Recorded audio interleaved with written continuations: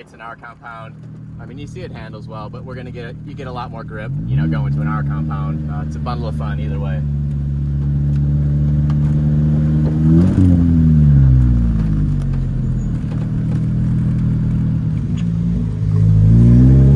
The clutch is a little grabby on this. It's Black Watch light and flywheel with an ACT2 clutch. So starting out, you know, it's